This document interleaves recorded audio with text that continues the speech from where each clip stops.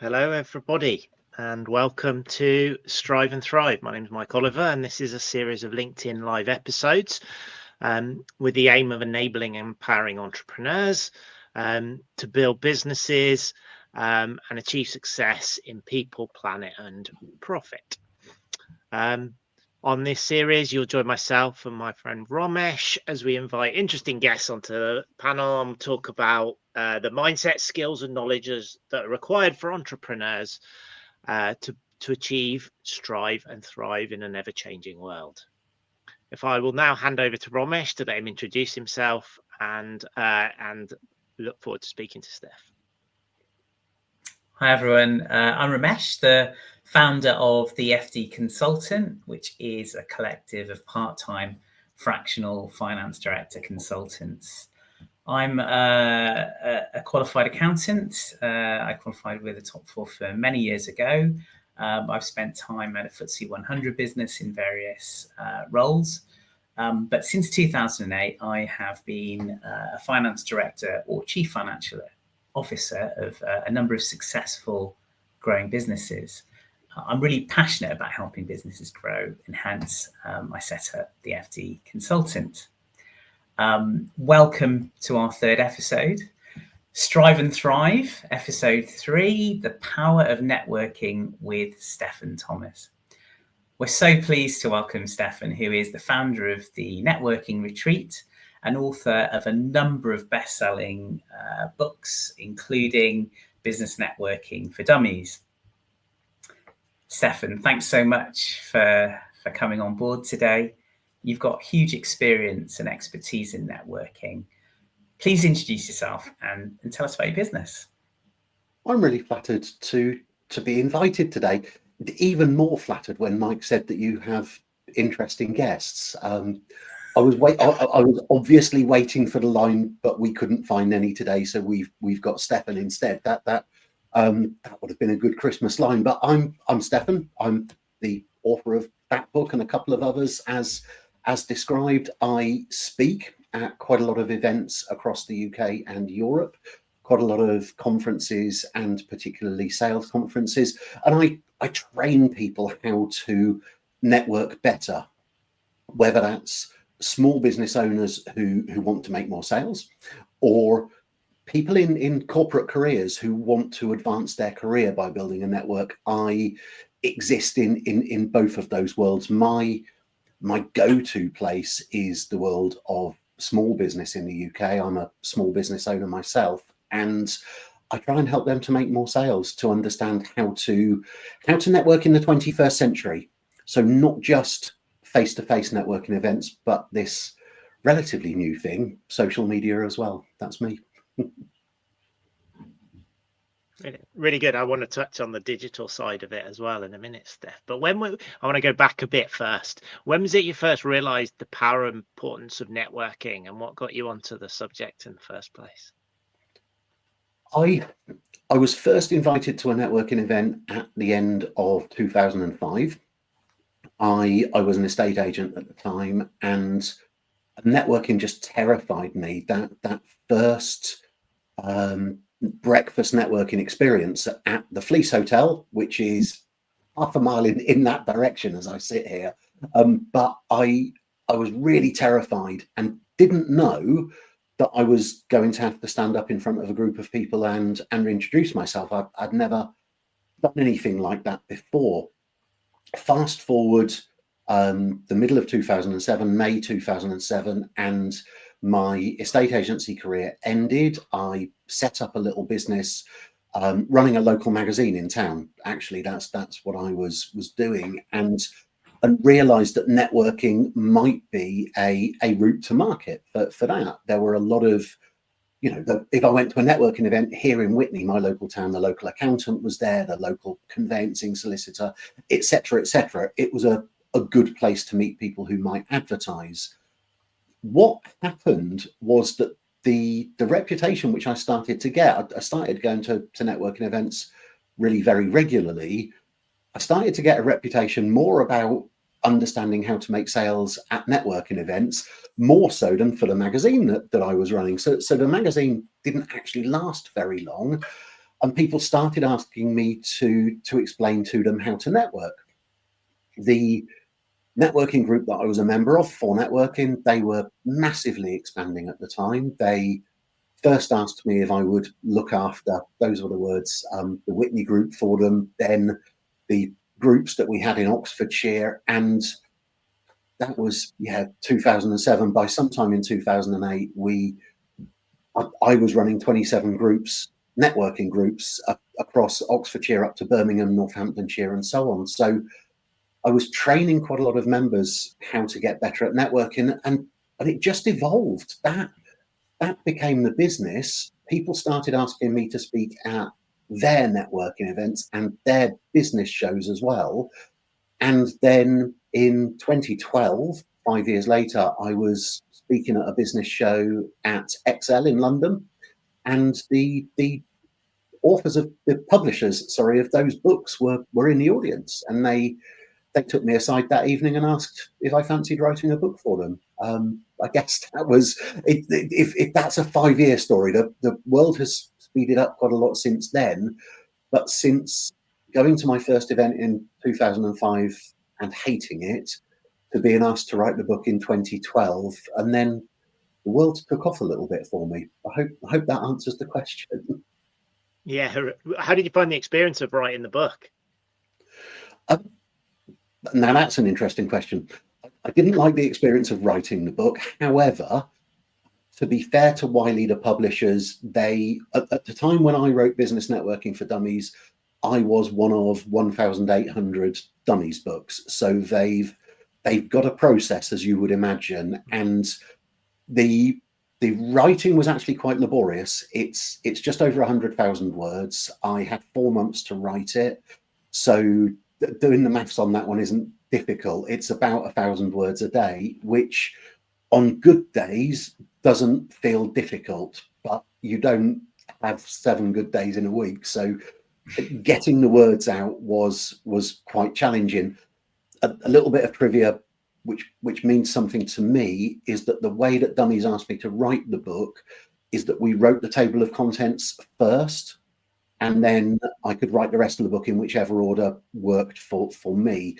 So we spent some weeks at the beginning writing a very detailed table of contents, and then all I had to do was write the content to fit into those sections, chapters, and pages, and write it with the help of the Dummies editors in the Dummies style. So it was 3 or 4 hours of writing every day, on top of a very, very full-time, by then, directorship of a networking organization. It was working with American editors, who I have to tell you are really brutal when it comes to English humor, particularly because the book has to be international.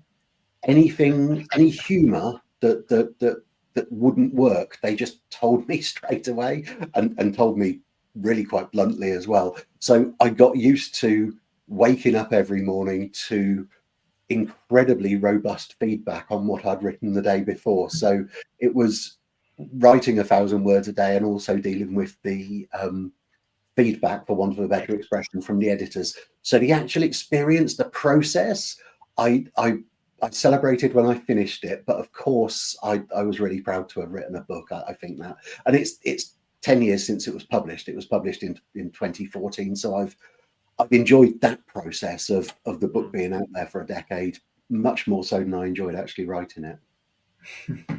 It's added a lot of, a huge amount of credibility to what you offer and what you do, Steph. But one of the things that struck me about what you said about your first networking event was how uncomfortable you felt. I think you said you hated it.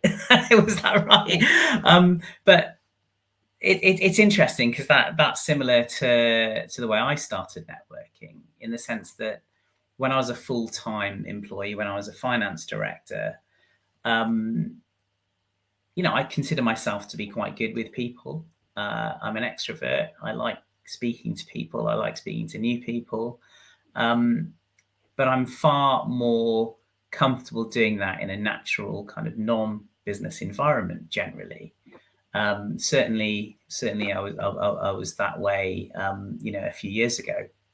However, when I set up the FD Consultant, and it was my own business, I had to put myself out there.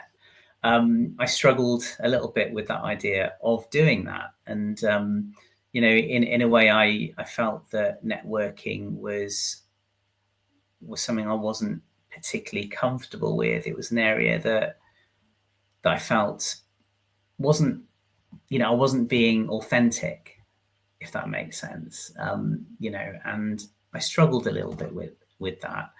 I had a small LinkedIn following at the beginning. How do you overcome that perception? The networking is that kind of artificial construct, if you like, to then transform it into something that is firstly comfortable, but then is immensely powerful for your business. How have you done that? I believe it's all about the word networking, because if we're just going somewhere and meeting a group of people, broadly speaking, we can be comfortable with that, or we can at least get comfortable with that. If we're going to a pub or going somewhere else and we're meeting a group of people, some of whom we probably know, some of whom we don't, we'll work that out. But as soon as we put this title networking, the label networking around it, it seems to scare people. And something that a number of things that I've learned. The first one is that I set my bar very low. I didn't at the beginning. I think that a huge problem with going to networking events is that people set their bar very high. They think that they have to achieve a lot during the duration of the networking event itself. And when you do that, it's almost like you're on edge all the time, because what most people seem to think a networking event is about when they first go is about making sales somehow, or taking that next career step. But actually, when I go to a networking event now, I'm going to one tonight, all that I'm aiming to do is make contact with some people and make a connection with those people so that I can continue the conversation afterwards. So instead of putting myself under pressure to achieve anything tonight, all that I'll be doing is chatting to people, and we'll get on. I'm sure we will. It's that sort of event, and we'll exchange contact details. We'll probably connect on LinkedIn as part of the conversation, and therefore I've removed any pressure to do anything apart from really just converse with people. When I first started going networking, when I looked at a lot of the advice, there were all of these clever questions to ask people at the beginning and conversation openers. And I have honestly found that just being significantly more human when I get to a networking event, most of the networking events I go to are in Britain, of course.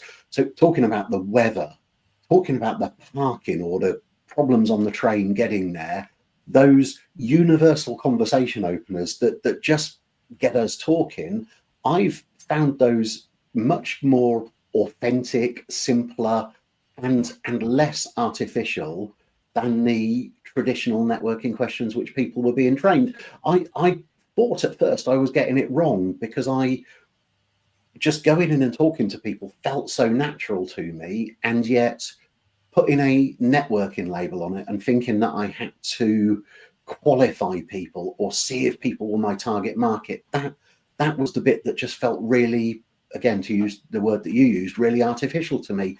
So I stopped doing that and just started talking to people. And really, when I work with people, I think that the bit that resonates most is that we don't have to achieve anything there and then. We've got literally the rest of our lives to converse with the people that we meet. So I set the bar very low, and I suggest other people do the same as well. I think that's a really good way to put it. As you answered that, I was kind of thinking about my journey, and your point about being human, and that is the authentic bit, isn't it? And kind of managing your expectations, so you're not going to go in and make lots of sales, or kind of make I suppose, lots of advantageous connections immediately. It's about, nurturing, starting a relationship that can develop for later. And for me, that definitely sits more comfortably, I think. Mike, how have you found networking, from that perspective? Honestly, I know we met Steph a few weeks ago in preparation for this, and I think, Steph, I told you I'm rubbish at networking, I don't like it, and you reframed it for me. And I think it's that reframing that you did last week and that you've just articulated. It's something that I think people misalign. I think people see a lot of these events, networking events, as sales events, and I think changing the narrative is actually quite an important approach, and then you become more about a human event. And I think, touching on your digital comment when you first described what you're doing, how do you think that changes in a digital world that we're working in now? I've heard of Twitter, and I watched a Gary Vaynerchuk video. Okay. Anyone who knows, I've got a Gary Vaynerchuk book. Well, I've got several Gary Vaynerchuk books here. Gary Vaynerchuk's explanation of what social media was completely changed my approach to it, and I have to give him credit for that, because in early 2008, I think, when I saw the Gary V video, the Gary V breakthrough video, the one where all of a sudden everyone had heard of him, I suddenly realized that social media and networking were two sides of the same coin. They weren't separate things, but actually it was Twitter at the time. Twitter was what was big news at the time, and it just gave me and everyone else who saw it this huge opportunity to keep in touch with people in between networking events, and to keep in touch with people in a very soft way. So instead of meeting someone at a networking event and then emailing them every week to say, "Are you ready to buy from me yet?" I realized I could just connect with all of these people on Twitter, all of these people that I've met. And LinkedIn is exactly the same, more so now in 2024. LinkedIn is huge in that world. I could meet people, connect with them, and then keep in touch with them. But even better than that, I could keep in touch with them on their terms, because if they posted something on Twitter, if they tweeted going back to 2008, I could reply to that, join in that conversation, and just remind them that I existed. And the serendipity of social media really fell into place for me in 2014. I've got the screen grabs somewhere. I was talking to someone on Twitter about the fact that I send postcards to my grandmother. I use an app on my phone to send a postcard to my grandmother at least once a week. Someone else joined in that conversation, and that someone else is Wes Linden, who I've been on WhatsApp with this morning, has become a really good friend and gave me my biggest ever speaking gig through the serendipity of getting involved in conversations on social media. One of my biggest client in terms of the work that they give me, the managing director of that company is a punk himself, or an old punk, or an ex-punk. I don't know how we describe ourselves, but we found that we've got that in common, and actually so much opportunity has come to me through just treating social media, whether that be Facebook, Instagram, LinkedIn, Threads. You'll have noted that I left out the other one that I'm not on anymore, and everyone else has left. But just the opportunity to join in and be part of conversations there. And I use, particularly my Facebook, I use that to try and deliver value to the people who are good enough to follow me. So if the point of my posts is designed to give them value, then hopefully they carry on following me, and some of those over time turn into clients. That's been the incredible part of it. And do you see any trends within the technology? There's obviously an evolution in platforms that people are used. Do you see any trends changing, or ideal platforms for ideal audiences and companies, or new platforms and new ideas, particularly with AI that's going on at the minute, that might change how networking works in a digital world?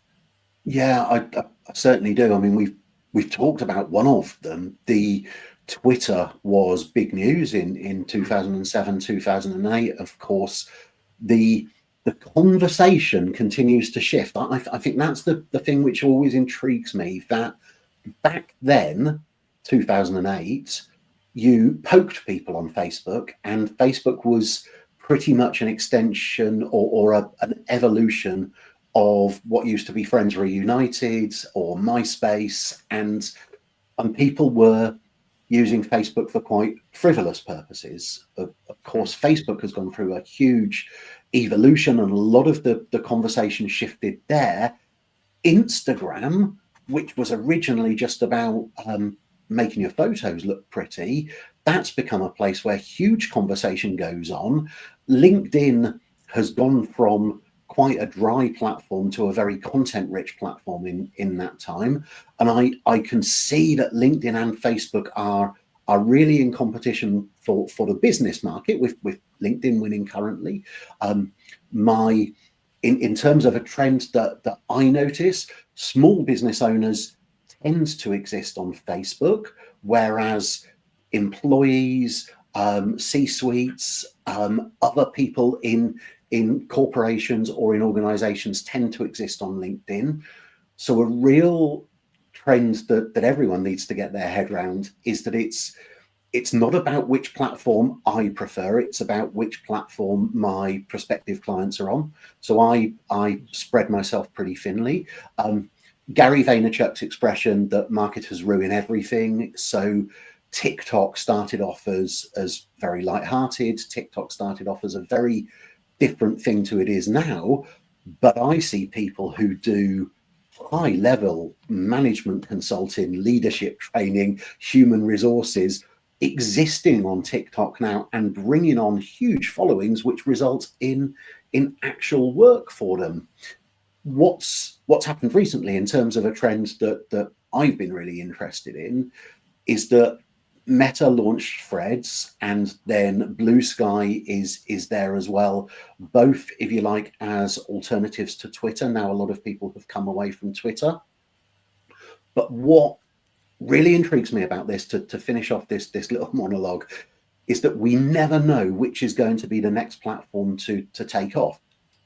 So I've got a policy of getting involved on the new platforms, usually in just a small way. Usually what I'll do is land grab my handle so that I can have the same handle as everywhere else, start conversations on there and see what happens. Some of them, Instagram, Threads as an example, have taken off. Others, SoundCloud, I got very into. Anchor, I got very into. Neither of those particularly took off. But actually looking at what's new, because none of us know which is going to be the big social media platform in 5 years' time, and it will continue to change. It will be just as you get used to one, another one will come along and we'll all need to hop over there. That's going to be the nature of social media into the future. You heard it here first. Brilliant. We've heard it first here, absolutely. So sticking with that technology theme, and I've noticed from spending time with you, Steph, that technology is something that definitely is a big interest, of interest to you. How do you see the future of networking evolving? So we talked about platform hopping as new ones emerge. Do you, or have you thought about future patterns of networking or other influences there? Yeah, we can look at what's happened recently. So we can look at networking in a number of different ways. Networking organizations, so companies that exist to sell networking as a business model for them and as a way to market, particularly for SMEs. That landscape changed massively when the world was locked down, as you would imagine. Before that, literally the day before that, pretty much every single networking event in the world was taking place face to face. Things like Zoom, Google Teams, Hopin, all of the other platforms which now exist were there then, but they weren't really being used. Of course, lockdown, the pandemic, forced us all onto Zoom and Teams and Meet and so on. And then that became partially the norm. So a sea change in the last 5 years has been the massive transition from solely face-to-face networking events to, for quite a while, solely online virtual networking events, to now this hybrid approach where BNI still remains the biggest player in the world, the biggest networking organization in the world. But even some BNI groups now have a hybrid structure where they meet, for example, 3 times a month on face-to-face and then once a month virtually, or the other way around. But they do a hybrid version anyway. The other thing which has happened is that partly, I think, because of that, regional networks, particularly in my experience in the UK, really strong regional networking organizations have taken off. I can name Cotswold Networking around here, Revitalised Networking up in the central belt of Scotland. They really weren't there in any way, shape or form pre-2020, but they've really come into their own. Places like the Institute of Directors, the Federation of Small Business, even chambers of commerce and local enterprise partnerships, which now call themselves growth hubs, they've also seen the power of networking, not just to bring value to their members, but also as a sensible route to bring new members into them. So the choice is absolutely massive, and this trend towards hybrid networking, where some meetings are face-to-face and some meetings are held virtually, those have made the choice for people, and also the convenience of it all much more than it was 5 years ago. Excellent, thank you. One more question before I pass on to Mike. I've kind of taken over a bit here. Steph, we've built up a friendship over the years since we first met. Since then, I've kind of learnt about your personal story and the various challenges that you've had in your life. One thing that I've observed and experienced is I feel that the business network that you've helped build around yourself has actually helped you personally as well navigate some of these challenges, both obviously from a business perspective, but also in some of these personal kind of situations as well. Would that be fair? Yeah, it would be. I'm just going to take a really brief pause before I answer that question and say that, which I really hope you don't mind me saying to the audience as well. I think we're having some problems with LinkedIn, but at the same time, I know that we are live on my Facebook personal profile, as well as on Romesh and Mike's channels as well. If any of my Facebook followers have got any questions, please feel free to pop them on the comments on my Facebook as we're going out live. We won't, I don't think, be able to put them up on screen, but what I will do, if you see me looking down, it's because I'm looking at my screen to see what's happening on LinkedIn and Facebook. If you've got any questions for me, or Mike or Romesh, pop them in the comments on my Facebook and I'll keep an eye on it. To answer your question, Romesh, the support of having a strong network has been really quite incredible and really took my breath away earlier on this year. I had to take some time off sick this year. I was diagnosed with ulcerative colitis in my 20s, but this year for the first time it's been quite a challenge. The people rallying around me from my business network, from people I'm connected with, from people who pay me money for services, the people who've been really kind to come out in force and just offer support. It took me by surprise, I guess because it's me, but it probably shouldn't have done, because all I've seen on my networking journey is people wanting other people to succeed. That seems to be a commonality that actually, from going along to my first networking event and being terrified of the other people in the room, because I was absolutely convinced they were more successful than me, they were richer than me, but actually finding in the almost 20 years that I've been doing this now that people are generally very positive and supportive of other people around them. They want to lift them up. They want everyone to succeed, not just because of the internal economy, but the internal economy is worth mentioning, because the more that everyone else succeeds, the more the money flows around within your network. But people just want people to succeed, and it's really heartening to see that. And people have really come out in force when I was ill. The other bit of support that you find in network is that you learn stuff. I've had conversations just this week with people within my network, and just in conversation, I learn things which are incredibly useful to me and my business. So the support has been explicit support, people actually wanting to literally look after me when I wasn't very well, and also the less tangible support, the fact that you've just got this huge group of really clever people around you that you can continue to learn from.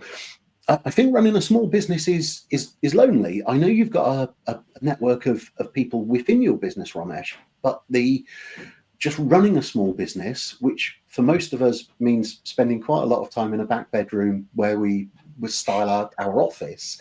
It's when I was an estate agent, which I was for 20 years of my career, if I was having a down day, I could phone the manager of another branch and say, Steve, how's it going for you today? And we would have a little bitch and put the world to rights and talk about how the management were wrong in everything that they're doing. When you run your own business, you haven't got the manager of the other branch to pick up the phone to.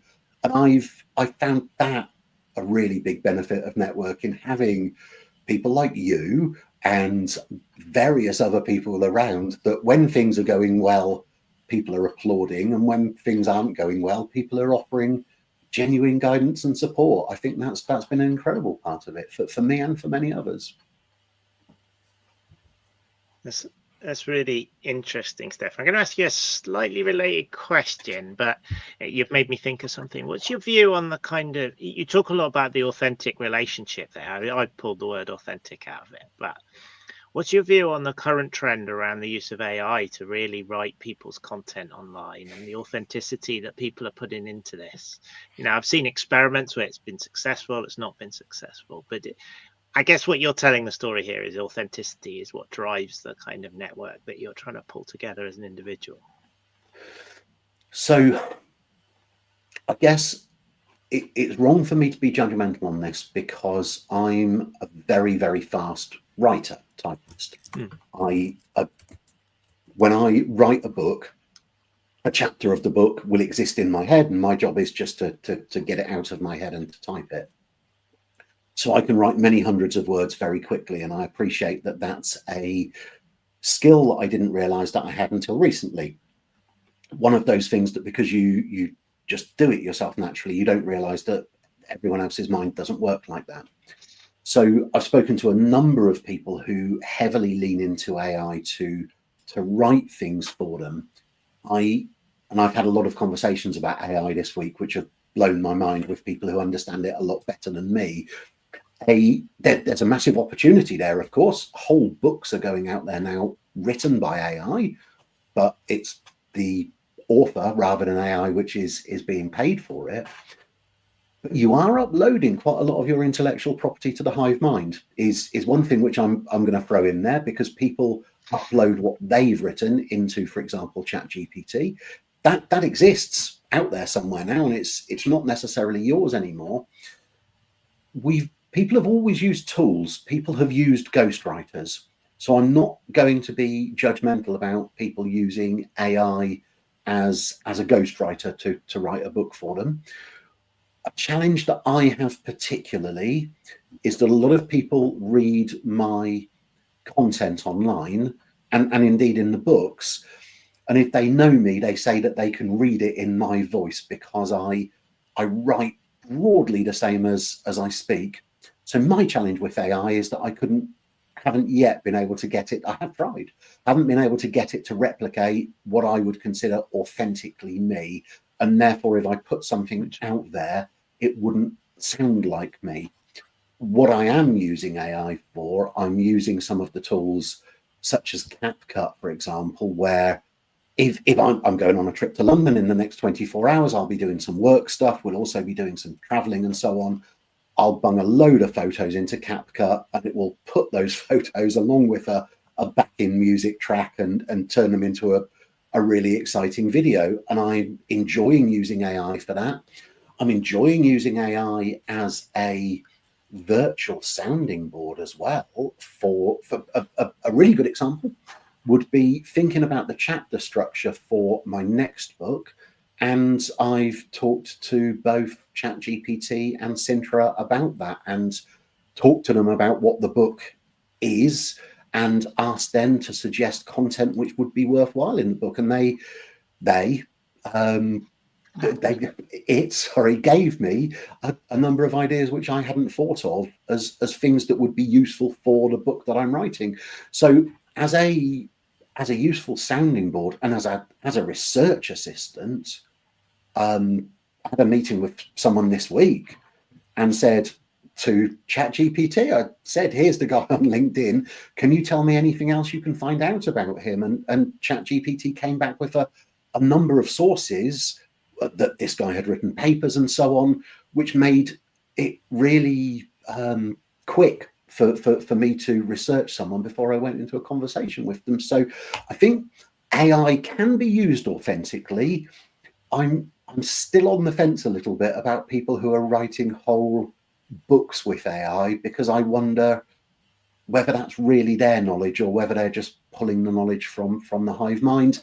And even then, when I say I'm on the fence, I've got an Evernote notebook full of scraps of bits of stuff which I found on the internet, which became part of Business Networking for Dummies, things which I researched. So is it that different that I went off and found that every Pixar film has the same structure and that became part of Business Networking for Dummies?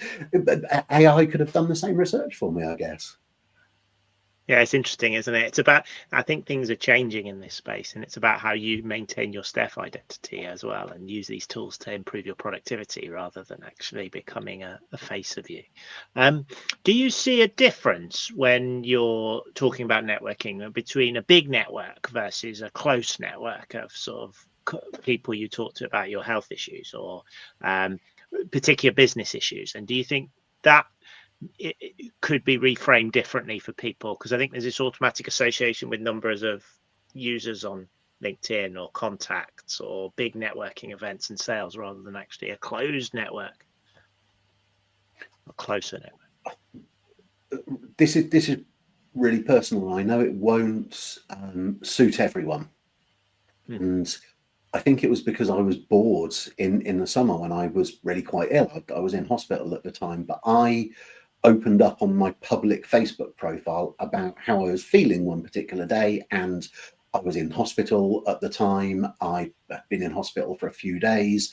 I was in a lot of pain. I was generally quite fed up with the world, and I also have an illness, ulcerative colitis, some of the symptoms of which people get a bit icky about because it's a bowel-related disease. And I opened up publicly about that, and I think at the last time I looked, there were a couple of hundred likes and equal amount of comments and so on. And I then went on a little saga of my own to talk about an illness that people aren't talking about. And I did that very publicly. And I did it partly because I was bored, and secondly because I've got a disease and lots of people have got the same disease that people don't talk about, and therefore people don't know it exists, so that people who get the symptoms are still too embarrassed to go and see their doctors. And I wanted to break some of that taboo. And the weirdest thing happened is that it's had massive business benefits, which wasn't the reason why, wasn't what I was expecting, because of course it turns out that quite a lot of people have got that thing in common with me. And the people who got that thing in common with me started rallying around me, for want of a better word, started being particularly happy that I was talking about it. And then it got me into conversations with other people who run businesses when they've got chronic illnesses. And in fact, some of the people who are really close to me, I didn't realise were running businesses, and also the numerous hospital visits and so on that go with having a chronic illness as well. And then people started wanting me to talk about that. And then people who are also running businesses with chronic illnesses have started booking onto my programs because now they know who I am. And I didn't start off for this reason, but a lot of people have said that that real authenticity, because I've always been known as someone who's quite outwardly positive, for me to come out and actually say, do you know what, I'm not only having a bad day, I'm having a bad week, I'm having a really bad month, and this year's not brilliant either. For me to come out and say that publicly, I think a lot of people felt that I was more authentic for suddenly being the positive guy who didn't have to be positive all the time. And since then, business has taken off in a way that I really wasn't expecting, and that's been quite. I had a conversation with someone just yesterday who's interested in joining my networking group, and the first thing she asked me was, "How's your health?" And she went on to tell me a little bit about her journey as well, and it was something that I didn't realise that we had in common, and I didn't even realise she'd been paying attention to what I was talking about. So it's not an answer to your question. I decided to go out to my very big network, thousands of people on Facebook, and talk very publicly about something that most people would be embarrassed about. But actually, it turned out to be a really positive experience, at least for me. It turned out to be a very positive experience. And broadly speaking, my number of followers and everything has gone up since I started doing so. So I'm guessing that was positive for my followers as well. Yeah, and I guess that comes back to 2 points we've raised, right? Authenticity, you being yourself, and whether the story be good or bad, and also the need to just tell human stories and be yourself. And the point you made to me about networking, Mike, is just about being a person and talking about it and being honest. It's really interesting. Romesh, have you got anything you'd like to? Yeah, absolutely. So normally we would invite questions from the audience, but we have had a few technical difficulties with LinkedIn, as Steph kindly pointed out. So we'll continue. And we've got some, to be honest, I've got loads of things I could ask you, Steph, based on this, and I'm sure Mike has. So that's not a problem. So one of the things I wanted to explore with you a little bit more was, you talked about being the solo the solopreneur, if you like, in your business or your multiple businesses. And it can be a lonely place, etc. But there are practical difficulties as well, aren't there? Getting all the work done that you need to do, kind of actually doing the work, and then balancing off the fact that you need to get more business in, etc. How do you deal with those challenges?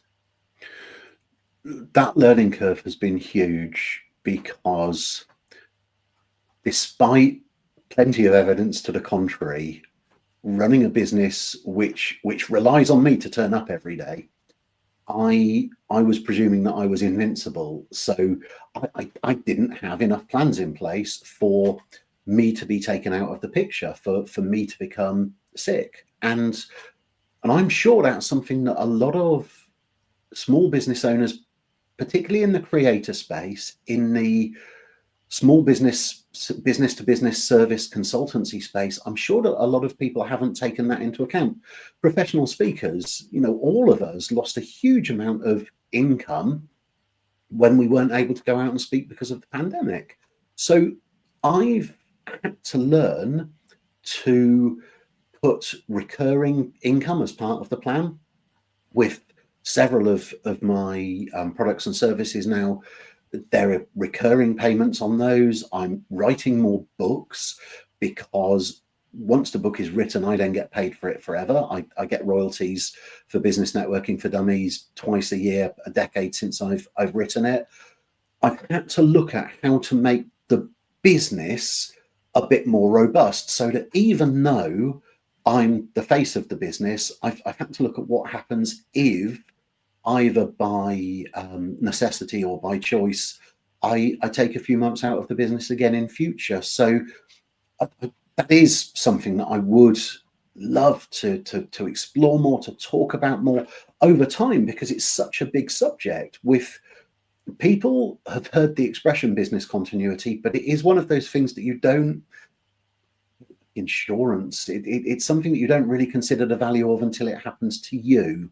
And certainly for me, there was a bit of a what now moment when I was in hospital, thinking, if I'm not doing stuff, we're not getting paid for me doing stuff, which is how the business makes money, and that makes the business very fragile. So I've looked and am now working on various ways of making the business significantly more robust if I'm not here. And I really would urge anyone in a small business that relies on them, what happens if, because I wasn't expecting to have a conversation with my GP one morning and then be admitted to hospital in the afternoon. That wasn't on my plan or my diary for that week, and it's not on yours either. So yeah, we have to really, none of us particularly planned for the pandemic. Really, we didn't really know that was coming. The same with personal illness. What happens if? And that's where the challenge has made me, I'm approaching 55 years of age. The challenge has really made me think about the next decade and how I insure this business in all sorts of ways, from me having to take time off, and from me presumably in 10 years time taking a lot more time off. So yeah, that is something which I've thought about a great deal. That's quite a sobering realization, isn't it? And that journey and thought process you've gone through. So what are your plans ahead, Steph? And how are you making the business more robust in that sense? And does that link in with planning for business exit at some point in the future? I don't think business exit. I from my point of view, again, I was talking about this with someone else yesterday. I believe the world of retirement is changing quite significantly as well, with quite a lot of us deciding, again, either by necessity or choice, that we will continue working in some capacity. So from my point of view, what that looks like is me writing more books. There's no question about it. Quantity is important if you write books for a business. The Ivan Meisner, who founded BNI, he was on 30 something books the last time I checked. So he will be having a he will be having a significant income from his books as well as from his other business interests, and that continues long after you've written the books. I'm also looking, using the models that are available to us from people who've written content which continues to sell even after they die. I'm looking at my content becoming a business as well, whether that is training courses which I license, or franchise, or whatever that looks like. We've got a couple of models in the UK of people who've successfully done that. People who've, like Nigel Botterill, who created the Entrepreneurs Circle as an example. Each Entrepreneurs Circle locally isn't run by him. Nigel, he's managed to scale that. I'm looking at models like that where I can scale things a little bit better than just relying on me, really. Excellent. Thank you, Steph.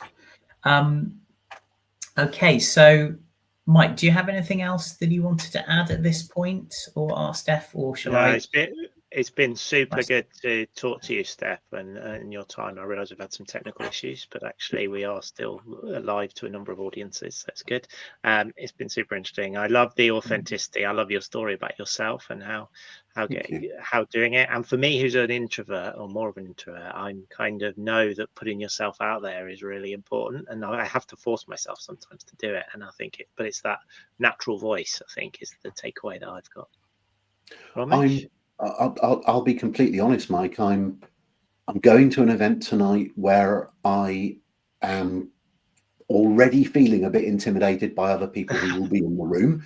One of the people in the room is the high commissioner for somewhere. There will be people in the room who've been on television, and I still get that butterflies. I know mainly because a few people around me, people who are very well known to Romesh, have persuaded me I need to go tonight, but I still get those nerves, and I still deal with it, and know that every opportunity that I've had has come from a conversation at one of these events somewhere. So I continue to go to them because that's where the opportunities come from. And when I get finished tonight, I'll have enjoyed some of the conversations. I'm absolutely sure of that.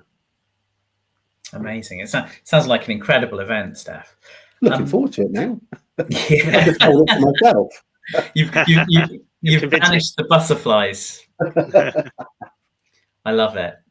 So I'm sure everyone will agree. What a fantastic session. Just to summarize, the key takeaways for me, I think, were, firstly, put yourself out there. You can create huge opportunities by leveraging and growing networks.